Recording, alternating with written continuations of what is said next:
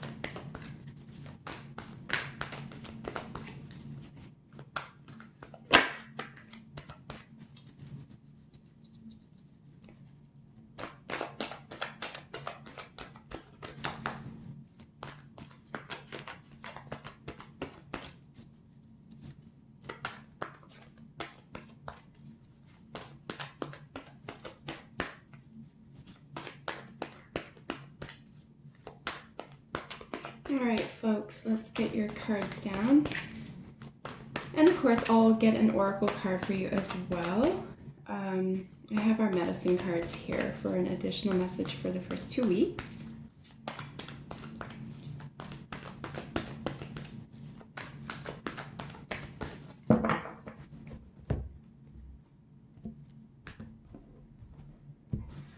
And if you've been watching my channel for a couple of years now, you know that I'm pretty obsessed with looking at the bottom of the deck card for general energy for the time period that we're reading for. So of course I'll be doing that today as well. And as I always do, I'll be lifting all of the cards straight up to the camera so you can see these along with me. So I want to let you know that we're dealing with a couple of major arcana cards and some really nice water energy here. Gemini, you could have water in your chart. You could have Scorpio, Cancer, Pisces as a sun, you could be cross-watching as well. You could be a Gemini moon cross-watching as a Cancer sun, for example. But lots of water energy here. We have both the Cancer and Scorpio cards, the Queen and the King of Cups. And then we have two major arcanas. We have the Hanged Man and the Patience, which of course is Temperance in this deck. And the only thing that appears to be missing in terms of an element here are the swords, right? Which is your element. So I feel like you are pretty confident and stable within your thought processes or thinking or belief systems. Here this week, these 2 weeks, we're looking, we have three, sorry about that. We have three major arcana cards. We have Justice, Hangman, and Temperance. I was saying, so I think in the realm of thoughts and beliefs, I think you're doing okay. We are developing an emotional world here, or the emotional world is taking hold, or there's going to be some messages or communication here. Even though we don't see the Lovers card here or even the Two of Cups, I'm going to suggest that there could be a very intense or deep relationship involved here, and that could involve a child as well, a younger or childlike earth sign here with the page. So we'll get to that in just a moment. Let's look at our bottom of the deck. General energy for the first 2 weeks. Here we have the Scorpio ruled King of Cups. There is a mystery and an intensity with the King of Cups here, even though they're emotionally very generous. But this is a very transformative card. In the minor arcana, I would consider this as close to the Death card, just because the Death, obviously it's ruled by Scorpio. But, really what we're seeing here is big, deep emotional commitments or changes or transformations here. So around the first 2 weeks, you could be experiencing this energy for yourself. You could very well just meet somebody who has this energy, or this could be something that you're seeking, or could come to fruition for you finally in the first 2 weeks here. But the King of Cups is, generally speaking, really positive and comfortable, and very expressive, very outgoing.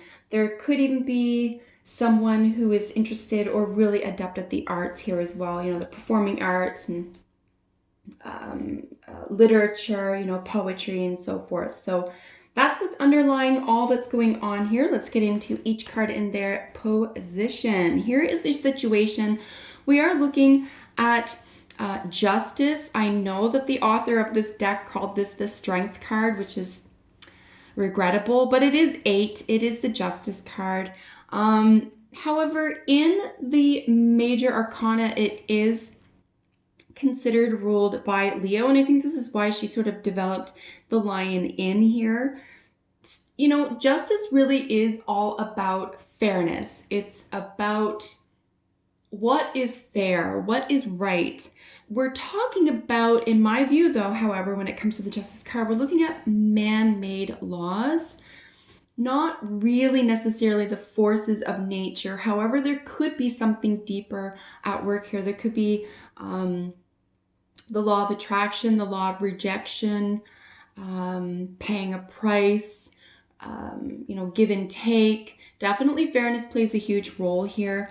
However, and being in the number 8, we are looking at something infinity, something that we could be revisiting over and over. So justice will be served for who? I'm not entirely sure. This is a general reading for your sign, Gemini. So take whatever's going on in the forefront of your mind while you're watching this and apply these messages to. That's what it's intended for. We do see it sit atop of the Hanged Man, however.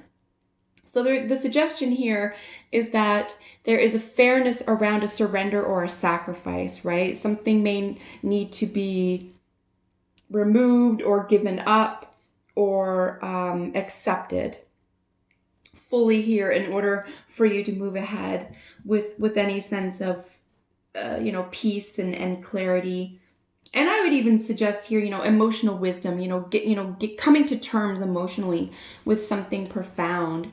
Here is our reason, right? We are looking at the Cancer ruled Queen of Cups. We are looking at moon energy, right? So this is what is underneath.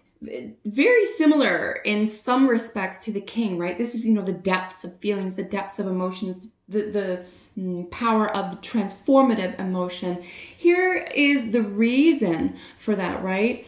And this is what's behind the scenes. This could be, we're not dealing with a high priestess, I get that, but in a minor arcana sense, we could be dealing with secrets, we could be dealing with shadows, the hidden, what's underneath, a deep emotional world, places we don't want to go, places we would rather not see type thing.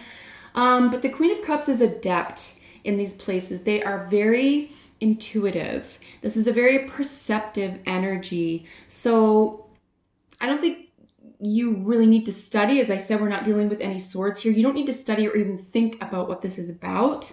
For the first 2 weeks for you, you know that the reason is either someone who sort of combines those elements, the language that we used here, or it could be you, the way you feel about something, right?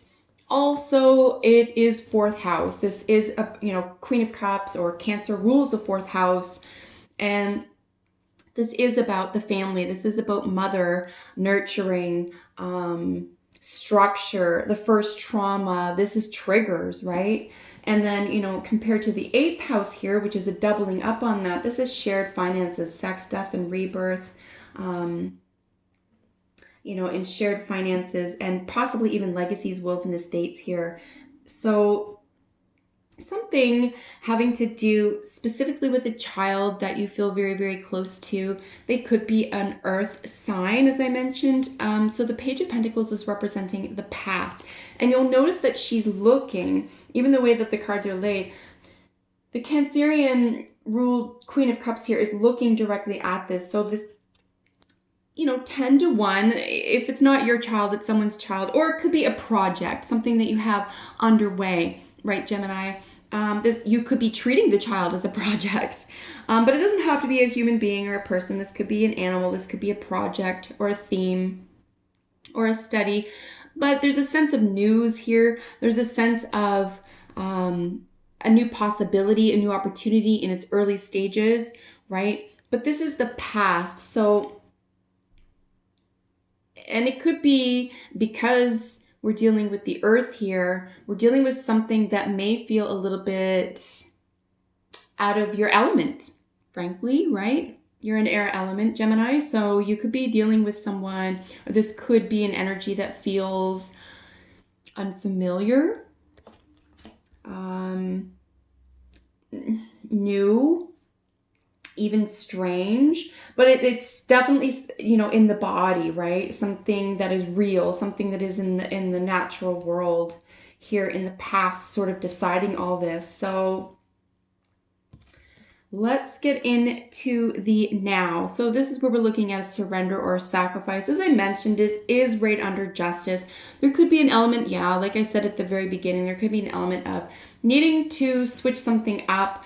I'm going to suggest it is the way you feel about something or someone else who you're not getting, say, a lot of feedback from, or this could even be income or investments, for heaven's sakes, that you're not getting back what you wanted to get back from them. And really making peace with that, I'm going to suggest, is going to be a way out, emotionally at least, of feeling bad about that or feeling trapped somehow.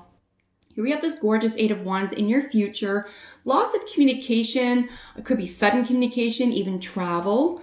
But there's a lot of opportunity here to either discuss or communicate with this person in the first 2 weeks of the month, or with this energy, right? Or around, say, family issues, fourth house energy issues. But the wands always suggest as well that there's a lot of passion behind here. So just beware that the passion is about, surrendering to communication, surrendering to a new possibility here, and not a passionate sacrifice that this other person needs to make. Here is the Temperance. Like I said, the author of this deck called this the Patience card. I mean, patience is a quality included in Temperance. But Temperance is also considered the Alchemist card. It's having both elements. Let's say it's earth and water, right? It's having both elements. It's having resources in your hands that you can build something or create something positive with, but it will take time, and it is something that you will need to do on your own with a lot of faith and a lot of dedication. I wouldn't look to other people at this time, Gemini, to get to the bottom of something that you consider to be, or that you're seeking to improve as an emotional fulfillment here. I would really rely on yourself at this time, but be open to communication, be open to a passionate conversation possibly, or even emotional depth regarding a situation where there is a sacrifice or a surrender. You or someone else might have given up on something, might have walked away from something. So here we have Scrutiny. Mouse is really scrutiny. It's the opposite of the eagle, right? Eagle is spirit. Eagle sees everything from above, but they can miss really specific things. They can miss really perhaps even obvious things up close. The only caveat with mouse is that they can be looking so finely tuned close up at everything. And I'm going to suggest here at the emotional world, or this person as the problem, that it's the concept of how you're looking. It's perception, as opposed to reality. Could very well be the culprit. If there is a communication issue, or if there is an issue of understanding or misunderstanding here. But yeah, Moses is really asking that you scrutinize the situation until it's complete, and then you walk away and you get a bird's eye view. Don't over scrutinize at this time, yourself or others, really, because it's not going to help, right? It could very well hinder. So Gemini, I really hope that you liked your bi-weekly reading for February. Look forward to the second part of February. reading in addition to your monthly as always. And I'm on Instagram posting daily readings, so you can check me out there as well. Take excellent care, Gemini. Bye for now.